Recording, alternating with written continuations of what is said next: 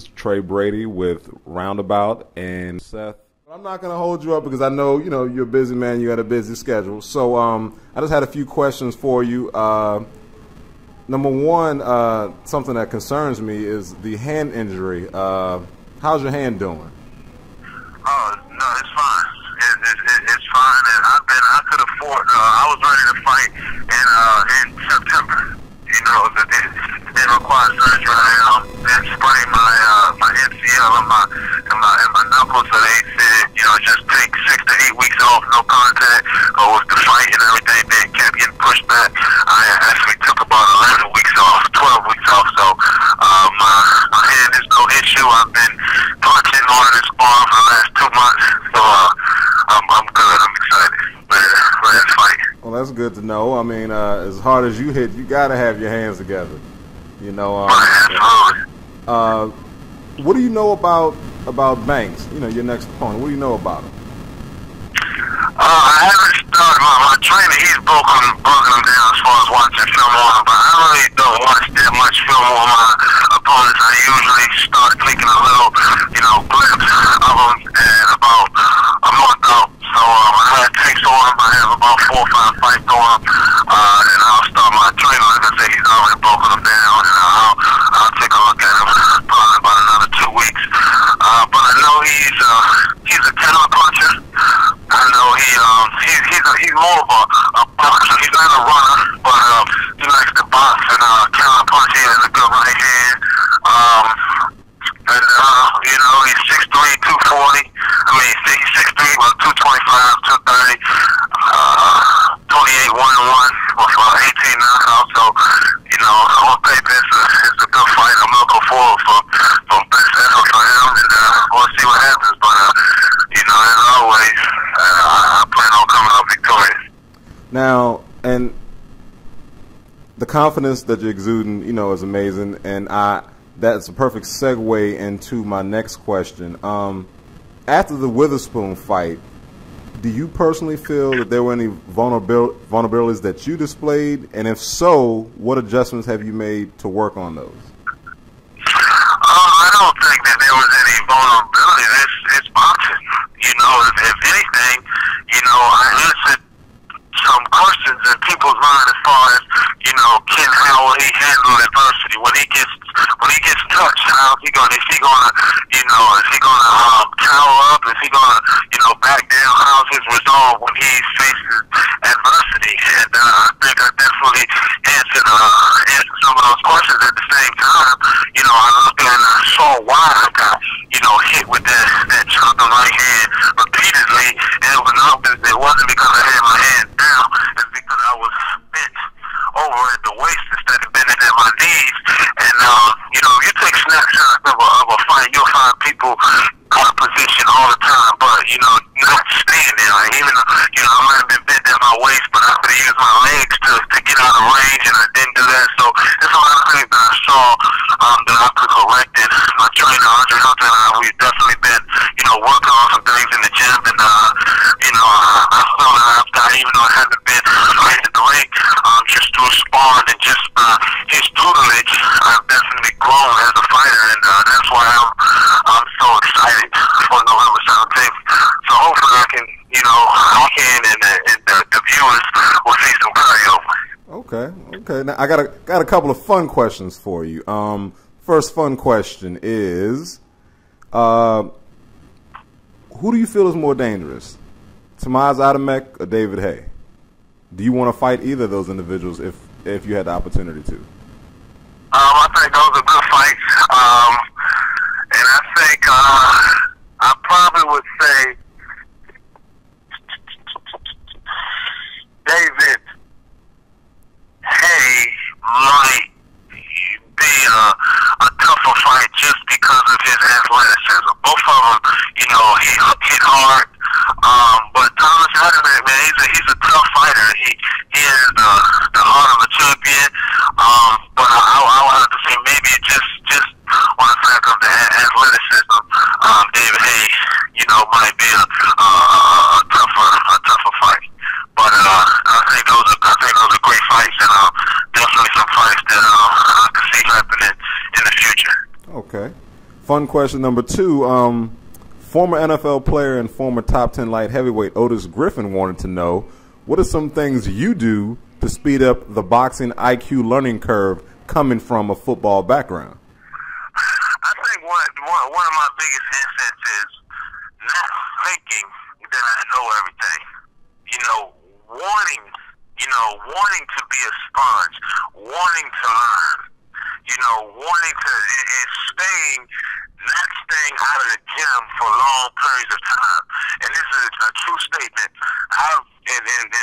This January will be 6 years altogether for me boxing, and I've never been out of the gym longer than 3 weeks. And that was after this last fight. I took 3 weeks off, and that was the longest I've been out of the gym. Usually it's 2 weeks, and after about 8 days, I'm like, oh man, I'm ready to go back to the gym. But my trainer make me, stay out for those extra, 4 or 5 days because your body needs rest. But I think those are some of the key things that keep me sharp. Never been out of the gym for too long, and not like even though I'm a heavyweight and I don't have to make a weight, I still like to come in at a certain weight. So I don't let my walk around weight is about 13 to 14 pounds over my fight weight. So therefore, when training camp starts, I'm not focusing all my energy on just trying to get in shape. I'm trying to learn, trying to get better.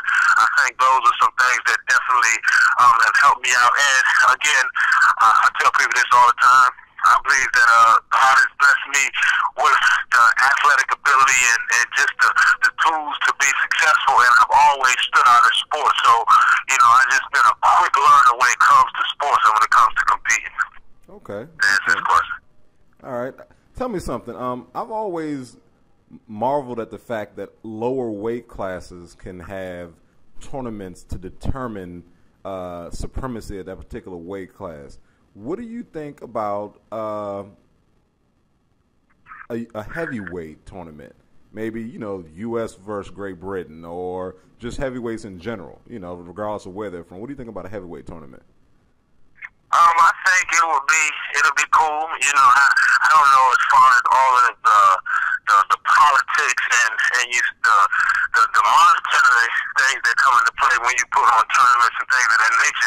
But I think that would just add a little bit more competitiveness. When there's a tournament style, I think it'll be cool. I think it'll be fun. And the only thing about that, when moving a fighter, when you put on depending on the stage of your career, when you put a fighter in a tournament, he's most likely going to be facing top level competition. Whereas if he wasn't in that tournament, if he's fighting this fighter today, if he wasn't in that tournament, he might have been fighting him like 3 fights away. Because when you as a fighter, you can learn a lot and you can get a lot better in 2 or 3 fights. Right. You could take a fight and you may have lost that fight today, but if you would have worked a little bit harder and got a couple more fights, 2 or 3 fights before that same person at his same skill level, you're a dominator. So I think that's where that comes into play. Where it can help a fighter, but it also can hurt a fighter's career at the same time. Gotcha. Okay. I'm gonna give you 3 names, and if you could give me a couple of words to describe these names. First thing that pops into your head, okay? First person, Deontay Wilder. A lot of heart, a lot of athleticism and power, and tall. Okay. Steve Cunningham. I don't really know too much about Steve Cunningham, so I can't give any words on him. I don't know too much. I know the name, but I haven't seen him fight or anything. Okay. Chris Arreola in a possible fight.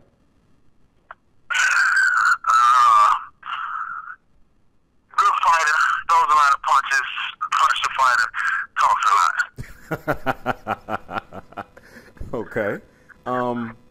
Let me ask you this: when do you think you're gonna break? If you feel differently, let me know. But when do you think you're gonna break into the top 10 and start making your way to the mountaintop of the heavyweight division? Next year, okay. Bold prediction, and I love it. Bold. Next year. I feel that I can fight Okay. And we watch you fight now. You know, we travel around the country to watch you fight now, and we'll be ringside. You know, hopefully, if I can afford it, when those fights come around. Also, management aside, promoters aside, who would you really love to fight next? I don't name call, but I would just say that I'll be, willing to fight anybody in the top 10. I believe that I'm ready for that level. First thing first is November 17th, and that's Johnathon Banks, and I have to take care of that business. And then, after that, I think that the doors are going to be wide open, and I'm looking forward to finishing off this year strong, and then for a Halifax 2013. Well, Seth Mitchell, you are, in my opinion, the future of heavyweight boxing. Can you tell me which other fighters, aside from yourself, or fighters that are, currently maybe in the top 10, are the future of heavyweight boxing?